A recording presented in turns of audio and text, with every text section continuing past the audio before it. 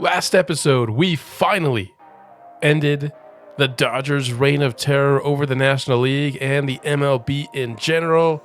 And today we continue our postseason run looking to defeat the Milwaukee Brewers for a chance at a World Series title. We've got Seattle and the Yankees over on the other side of the bracket here, but taking a look at our opponent, 24-year-old Jackson Chourio is their best player. He's actually gone down in overall, which probably tells me this is his potential at this spot, because it's not like he played poorly this year at all.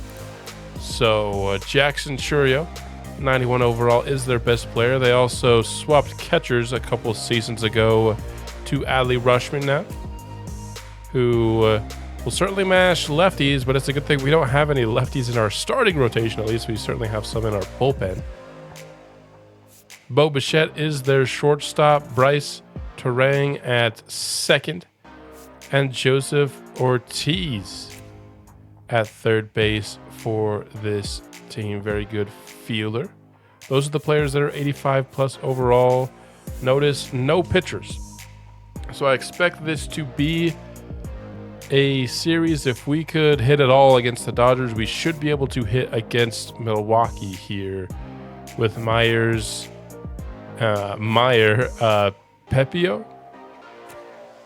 I have no idea how to pronounce that last name. I got to be honest with you guys. Nestor Cortez as kind of the four that are above 80 overall. That might be their four-man rotation. They might bring one of these guys in as well. You never know what the CPU might do. They have Uribe here as their best bullpen arm, but they also have David Bednar, who we let go early on in this franchise series. We let him pitch for us for the first 2 years. He's been in Miami and now in Milwaukee. This is the team we're going to be facing off against. Ultimately, you have to think that we would be favored in this series. You take a look, our top-end talent is better. Our depth is better. We are better, way better pitching. And then the hitting, even though it's closer there, you got to give us the edge there too. But you never know with division matchups. It's an all AL Central NLCS. Let's get it underway. The settings that we'll be using for these games will be the same that I used in the Dodgers. I felt like we got a decent amount of situations in those games, and I'll show you them here. Low importance, and we'll enter as soon as the first inning. That will be how we hop into these ball games, and now a best-of-7 series against Milwaukee. And the matchup begins here, bottom of the first in Game 1. The Pirates have put some runners on the corners for Victor Robles at 3-13 in round 1. And he's going to get this one almost over for a 3-run blast, just 8.3 feet away. And just like that, we go from 3 runs in the first to 0. 8.5 feet away from making a statement early in this game. Instead, we settle for 0. That was tough. Paul Skenes, top of the third, has already allowed 3 runs to the Brewers here. Not his finest start by any means. Trying to keep it at 3 as he gets the first out of the inning here. Still runners on first and second. Already up to 50 pitches, so not the way we were hoping for Paul Skenes to start this outing by any means. Not going to test the arm of Victor Robles here, but the bases are now loaded with 1 gone. Not likely to be a good outing for the Pirates if we can't get a good start from Skenes. That's going to be popped up in the infield, but nobody's covering home plates. I honestly maybe would have tried to go for it there. I mean, Jan has his momentum going the other way. You just have to outrun Skenes. I think I'd take that. I don't know actually who was on third base. Maybe it was somebody with no speed. Flash to the glove for Albert Sweeney. And at the end of the day, Skenes gets through the inning without allowing any additional runs. Wasn't the prettiest. It hasn't been the prettiest start.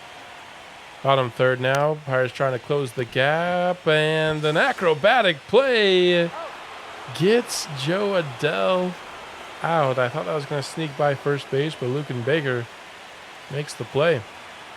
2 gone now, and the runner advances to third for Robles. Nearly had a homer in the first. But once again, unable to come up clutch for us. Score will remain 3-1 as we are now into the 4th inning. David Yan got on base his first at bats, has a man on first now, and grounding into the 4-6-3 double play.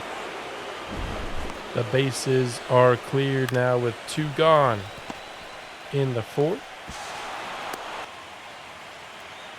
Pedro Ponce now trying to keep the inning alive, but a beautiful fastball on that inner edge gets him looking, and the Pirates offense still only has yet just 1 run. We're getting runners on base every inning. I mean, we're hopping into pretty much every single inning here, but we're just not able to really do much with them. We only have a solo homer, our lone run in this game up to this point. Jazz at the plates, but getting Termar out on the base paths. Caught him napping there. And out of the inning. Top of the 7th, score still 3-1. Our offense has not arrived yet in this game in any sort of fashion. Bob Gomez trying to keep it within striking distance here. And he gets a nice strikeout here. Up next for the Brewers is Frederick Gonzalez, and I had to hop into his player card because I remember him all the way back in season 1. He was one of the guys that I saw this archetype early on, where there was those 21, 22-year-olds that had the overalls in the 60s and then the big-time potential.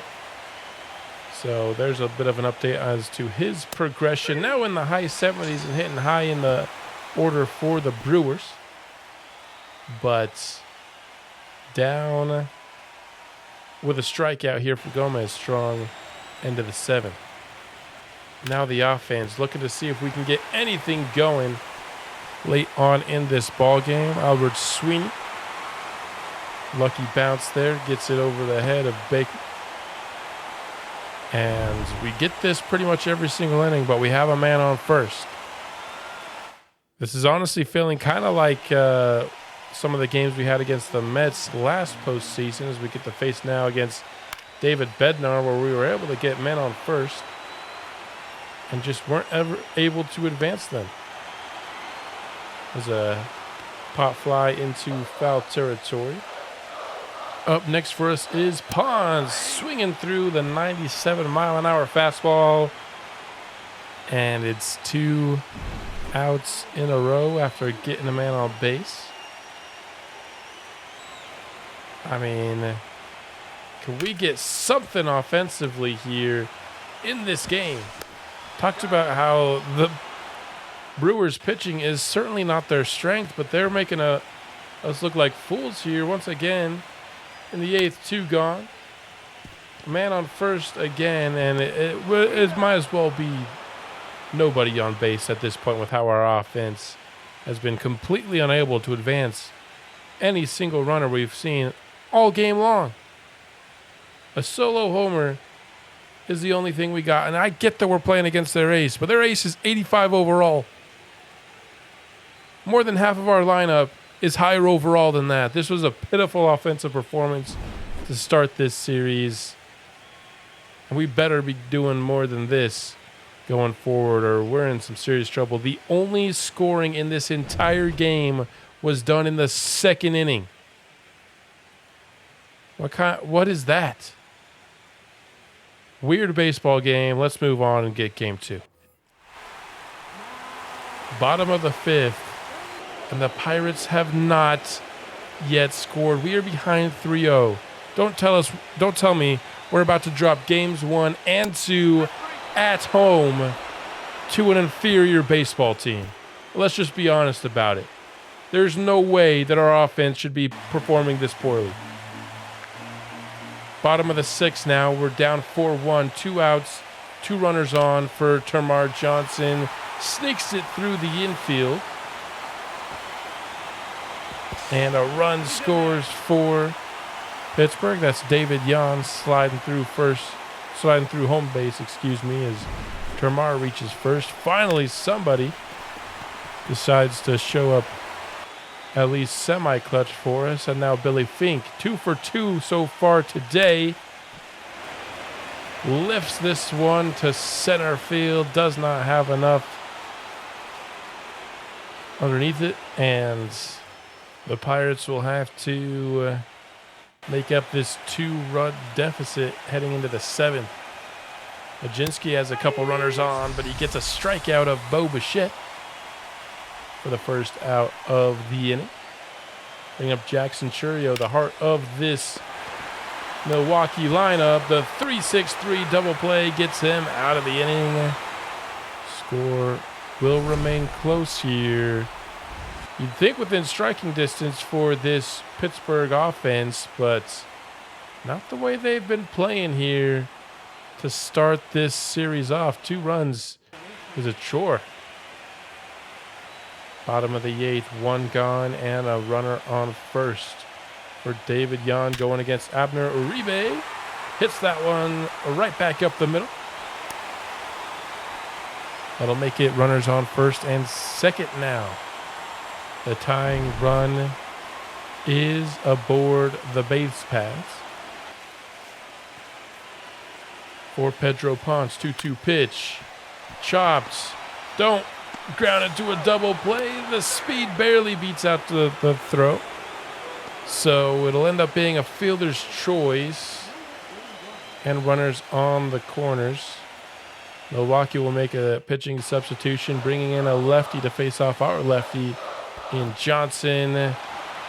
Pitch in the dirt is swung through by Termarr, and we're through the 8th. Nothing doing with the runners once more.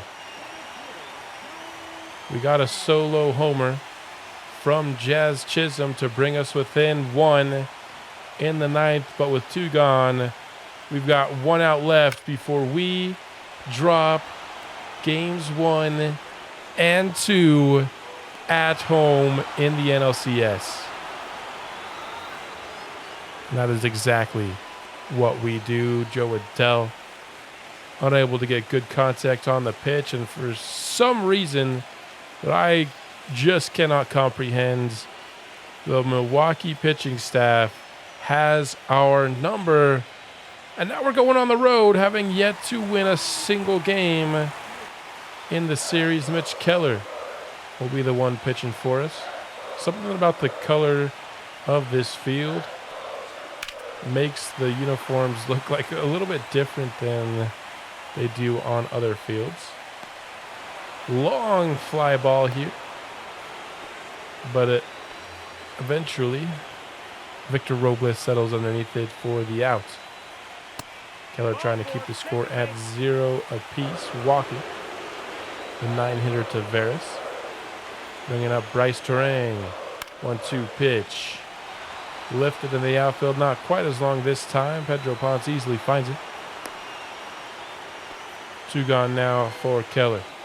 Has a good chance at getting out of the inning cleanly. Just has to retire Frederick Gonzalez. The grounder over to Jazz. Gets him out. Remains 0 apiece. I mean, no surprise that our offense hasn't done anything yet to this point in the ball game. Finally put up a run here as the Pirates lead 1-0. Bottom 5th. But now a runner on first and second with no gone for Keller. He's in a bit of a jam. Can he get out of it? 57th pitch of the game gets Taveras swinging at a sweeper. High and tight. Good pitch there for the first out of the inning. Top of the order, back up for Milwaukee. Hit hard by Terang, and luckily he hit it right at Monster. That would have brought home at least a run for the Brewers. 2 gone, and there's the third. Gonzalez down, swinging, and Mitch Keller continues his stellar start. 5 shutout innings. Pirates now lead 2-0. Joe Adell to the plate for Pittsburgh, and the inning concludes with no further harm done. Had a couple on base, but we're certainly no strangers to leaving our runners stranded here in this game. A tag him out, throw him out. Double play for Jazz Chisholm. And now 6 shutout innings for Keller, despite giving up 6 hits compared to the Pirates. Only 2 hits, but 2 runs. I mean, we're leading in this game, but it's all Mitch Keller. Our offense continues to really struggle here. We have a man on third base now, trying to get home a 3rd run, and Pedro Ponce is gonna do it for us. I mean, finally we get some good offensive gameplay. I think we've seen like 2 hits that brought home runs this entire episode so far, and we're more than halfway through game 3. Ponce steals his way to second base. Termarr Johnson, good contact on the pitch. It might have gone foul, but instead it's snagged. Luke and Baker making some good plays over at first for Milwaukee. All of a sudden, we're 6-3 out of nowhere with no critical situations to hop into at all. And the Pirates bring in Emmanuel Clase here with 2 gone, bottom of the 8th, trying to make sure we maintain that lead. Trying to retire Josh Lau here.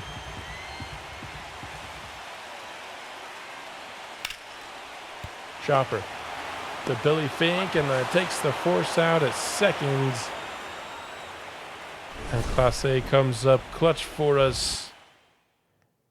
Need this game, and we get it. It ends up being 9-4 when all is said and done. Our offense finally shows up in the second half of game 3. We unfortunately didn't get to see any of it somehow, but can we carry the momentum that our offense gained here in the back half of game 3? Can we carry it forward?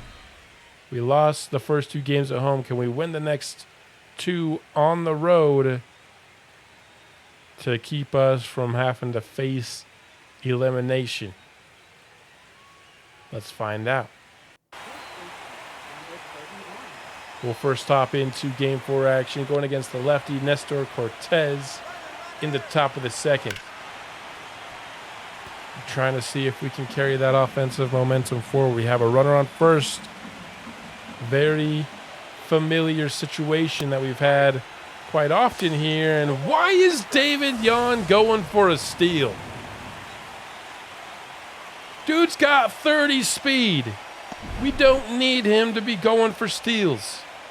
That's ridiculous. I don't even want to watch the rest of that inning. We've got Thomas Coyle trying to keep it scoreless here with a couple of runners on, a full count. And a chopper. Termarr Johnson able to handle it and swing it over to Sweeney. Remains 0-0 now in the 3rd. Let's see if we can not waste our base runner here. Robles.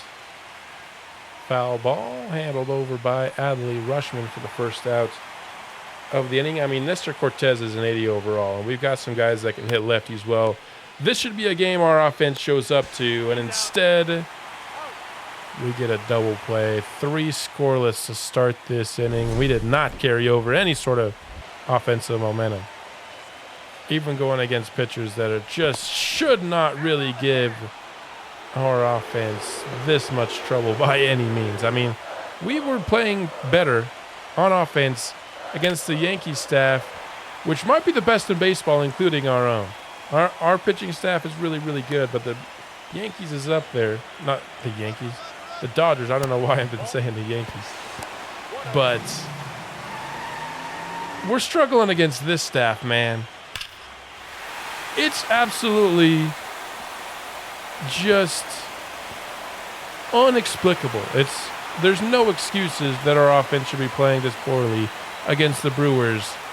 4 games in now. I mean, we've struggled against every single starter. Only our offense picked up against the bullpen at the back half of Game 3. I don't understand it. Obviously, Frederick Gonzalez comes up clutch, giving the Brewers the lead, and then Bo Bichette behind him extends it.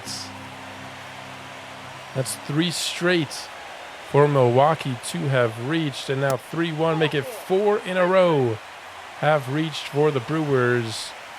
Coyle had a good start to this game, but no run support whatsoever here early. A second out here, and the runner will hold at second. And so Coyle trying to keep it just to 2 runs here in the third. Inside, popped up by Baker, and we're out of the third finally, but the 4 straight reaching. Why can't our team string together any hits like that? We haven't done it for a single inning in this game. In this series, excuse me. I meant this episode. Another inning gone with nothing doing for the Pirates as Ponce swings through 4 strike 3. Now we've got a runner on second with nobody gone. Can we make something of that? Obviously, we haven't been able to do anything with a runner on first. Maybe a runner on second will be different. Jazz going for a third, and he gets in there safely. Not sure I would have taken that risk myself, but ends up paying off for us. Jazz has probably been our best offensive player. A lot of his work has been done when we haven't been watching. Termarr Johnson gets a hold of the pitch, and it is gone. Our game is tied. Finally, we see some action from this Pirates offense, and it's coming from the 9 spot in our lineup. Termarr Johnson has come through for us a couple times now in this episode. Some unlikely contributions from the bottom of our lineup, while everyone else continues to struggle. Didn't get that far over the wall, but at the end of the day, it doesn't really matter as long as it gets over.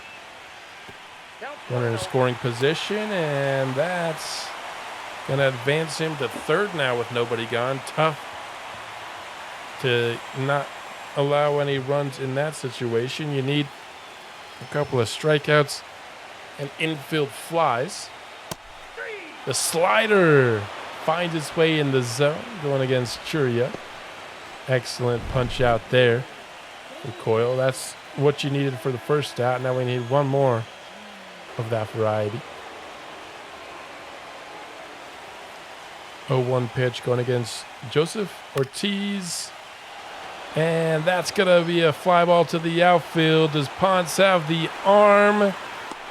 Not even close. Milwaukee retakes the lead. Jazz hitting in the 7th spot because we're going against a lefty. Swings through that Uribe pitch.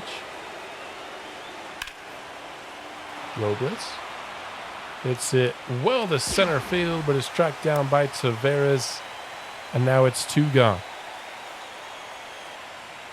I mean, I guess we're dependent on Termarr Johnson to be our offense in this game. Can he come through for us again? 2-2 pitch.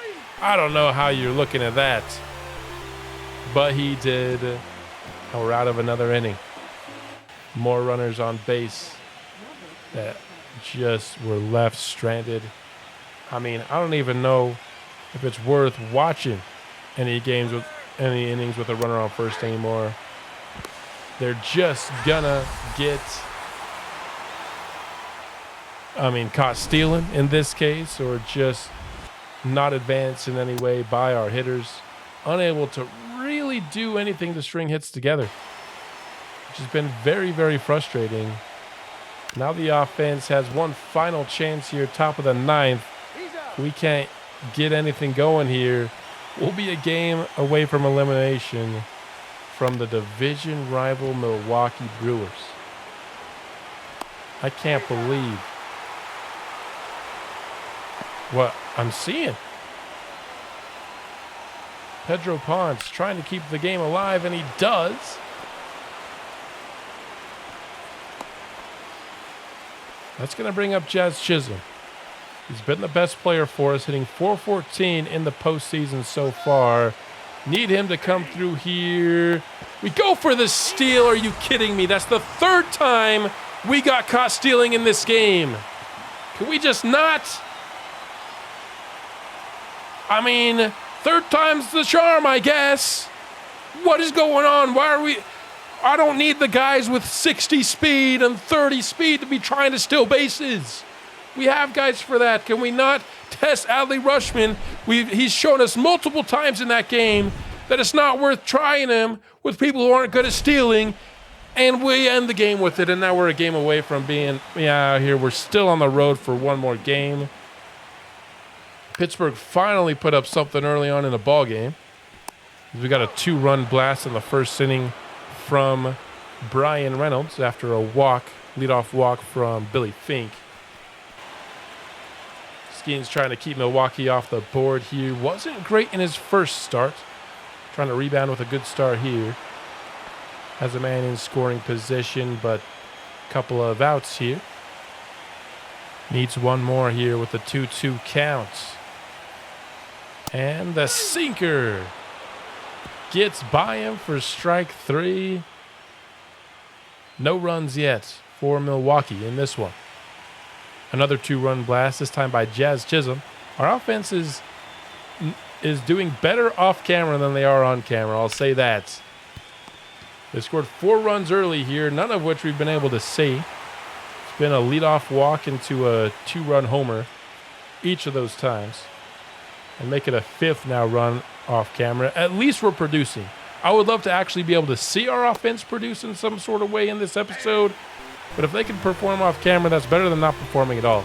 But ultimately, we're in the playoffs. Eventually, you're going to actually have to perform in the critical situations that we're hopping into. But I digress. Paul Skenes has been better so far, certainly in this game, as he's now through 3 2/3, yet to give up a run, trying to keep the Brewers off the board.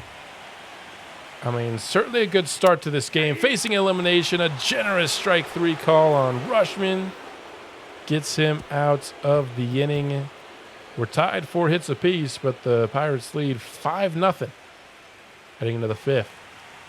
And we'll hop into that 5th, trying to just find some situations for our offense to show up on camera. Like I said, we've had a pretty good game off of it in this one.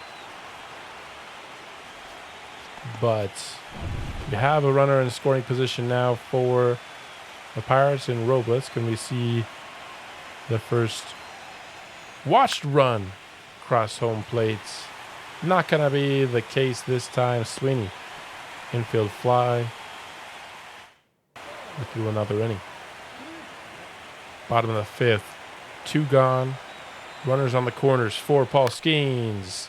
Going up against Bo Bichette. Got a pretty good pitch to hit, if I'm being honest, but couldn't square it up quite right. And the Pirates retain their 5-0 lead in this one. Back to Skenes. He's trying to get through a 7th inning now. Pitch count in the 90s. This should be his last inning. And he gets through it. Excellent pitching by Paul Skenes. Decent enough offense from our position players. And we will avoid elimination for now. Best thing about it is we are heading back home for games 6 and 7. Not that it really helped us in the beginning of this series. We took 2 out of 3 on the road, which is what we absolutely needed to do. Would have loved for, honestly, to take all 3. Our offense performed well off camera in this one, but I have a feeling that if we want to come back and make this comeback complete, we're going to actually have to perform on camera at some point in Game 6 and 7. Bottom of the first. 0-0. Joe Adell making his first plate appearance. We've watched him hit a few times. None of them have really been good, but in his defense, almost nobody's been good for us in this episode. Thought he was getting a free base on that one, but it's a strikeout. Instead, bringing up Victor Robles, who has not been good at all in this NLCS. And that streak continues. I think he was hitting over 300 to start the series, now down around the Mendoza line. Jared Jones, the starter for us here in Game 6. Jose Ortiz win around for strike 3. Luke Baker. Pitch on the corner. Termar, the throw will bring Sweeney off the bag. An error allows Baker to reach. Full count for Rushman, and nearly a double play there, but Billy Fink couldn't beat Churio to the bag. Another full count here. Lifted deep to right field and not going to get behind the wall. Robles snags it. Get out of the inning cleanly. Top of the second. Pedro Pons gets it to drop in front of Churio over and left. Sweeney holds at third, and now it's runners in the corners for Termar Johnson. 2-2 pitch. By him at 98 miles an hour. Now 2 gone. One guy we have not seen perform for us at all in this episode yet is Billy Fink. I mean, this guy's a 96 overall. At some point, he's got to have a big moment for us here in this series. Not going to come here. Billy Fink's getting on base a decent amount. A lot of it's been walks, honestly, for Billy Fink in this series when he's reached. But we'd love to see more from him for sure as this series is, reaching its end. This is either the last game or the second to last game of the series, and we need Billy Fink to show up. 0-2 for Victor Robles. Lifts it to center, and it does drop in front of the center fielder, and the first run of the game comes here in the bottom of the third, courtesy of Victor Robles, finally showing up here in the NLCS. Circle change. Sweeney out in front of it. That'll be the end of the third here. The Pirates take the lead. We have 5 hits, just 1 run left. Hopping back into the bottom of the 5th. Victor Robles once again is able to get a hit, but Reynolds caught trying to go home. The throw from Jackson Churio out and left was a great one. I thought, honestly, it was an easy 2-0 lead. Instead, the inning ends. Jared Jones out here doing his stuff in the rain in this one. We got great pitching in Game 5. We're getting great pitching again in Game 6. Our pitching has not been the problem at all, really, in this series. Our pitchers have shown up in a major way. Fast forward to the 9th. It is still a 1-0 ball game. And now we get to see why we paid Emmanuel Clase. Was it the right choice? It was exactly for moments like this. Can he come through for us? Gets the first out against Bo Bichette on the 2-2 pitch. Courtesy of the strikeout. Cutter at 99 miles an hour. That's going to bring up Jackson Churio. Had that great play defensively. Now trying to match it with one offensively for his Brewers. It's it deep to left field, but Ponce settles underneath it. 2 gone now for Clase. Absolutely no room for error. And now he's got Joseph Ortiz ahead 3-0, and he walks him on 4 pitches. Just didn't really want to pitch to Ortiz, it looks like. Luke Baker has the tying run on first base. The go-ahead run at the plates. But he lifts it to Joe Adell in center, and the Pirates survive. And we are heading to Game 7 somehow. Elite pitching by the Pirates in Games 5 and 6 has gotten us into a spot where we could potentially steal this series after falling behind 3-1 in the first 4 games. Win or go home in Game 7 starts right now. And we don't hop into it until the bottom of the 4th. That's the first situation they gave us. We're already behind 2-0. And with a runner on first, Jazz Chisholm chops one past the glove of the third baseman. Putting runners on now, first and second with no one gone. Joe Adell, not his best episode by any means. 1-2 pitch, the slider, low in the zone for the third strikeout of the game for Meyer. Victor Robles up to the plate. He got a couple of hits for us in Game 6, a couple clutch hits. Just one of them didn't end up resulting in the RBI. This time he lifts it to right, and the runners will hold. We're going to need a hit from Albert Sweeney to keep the inning alive. Inside, lifts it to right again. Nothing doing for Pittsburgh.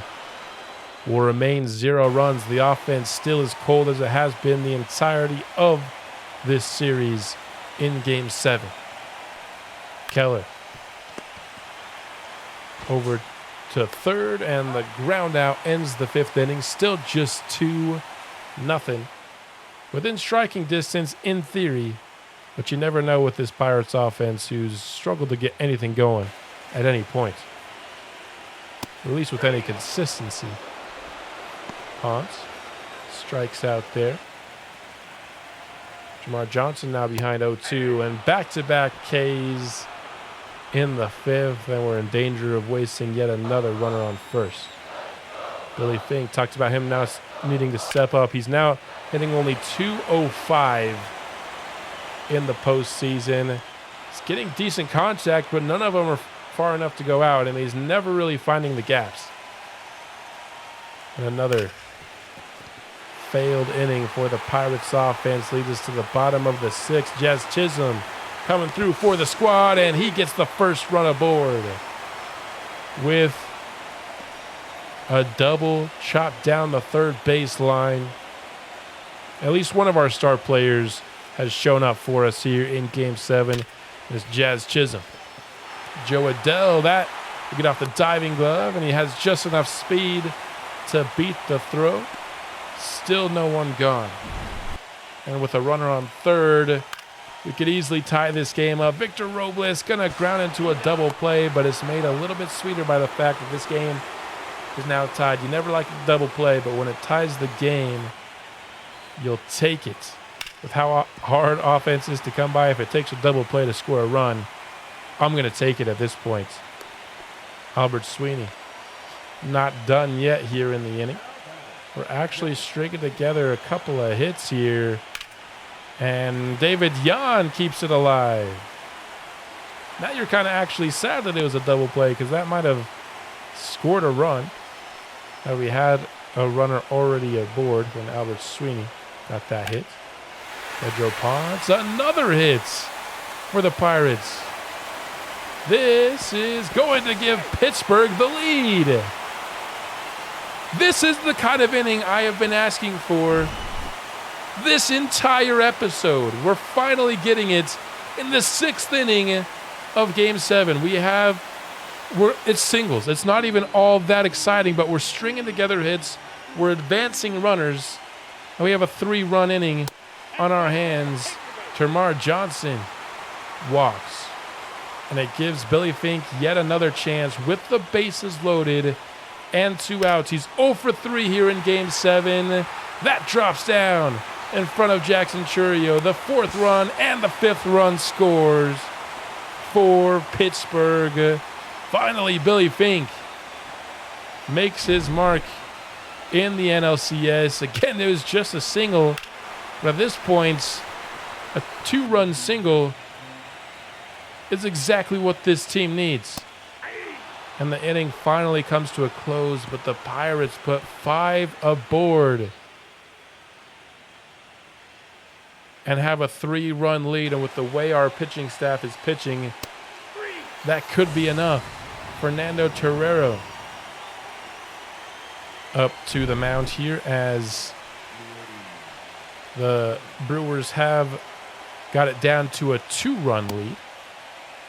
Tavares, they'll say he did not go around. It was debatable, but we'll give him a free base here, and we're going to make a substitution trying to get the lefty-lefty matchup here with Richard Lynn, and that's hit over directly at Billy Fink for the 2nd out.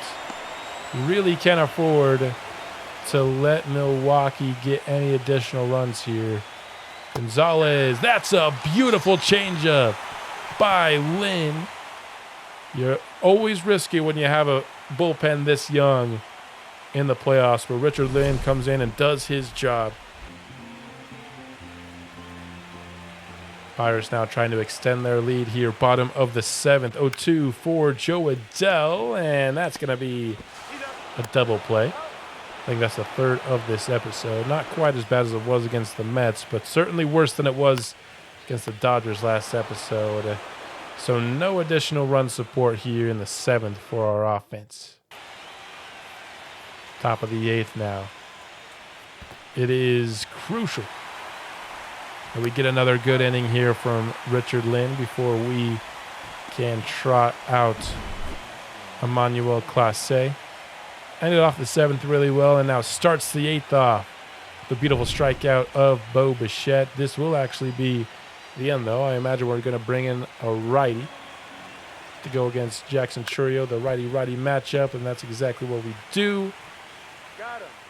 Getting the out there on the grounder over to first. One more out from Majinski is all we need. Not going to get it here from Ortiz, who chops one right back up the middle. Puts the tying run at the plate for the Brewers is Lucan Baker. 1-1. Lifted over to Robles, who makes it there easily. And we are an inning away from a World Series appearance. No additional run support. So it's down to Emmanuel Clase at the top of the 9th. We saw how valuable he was in Game 6.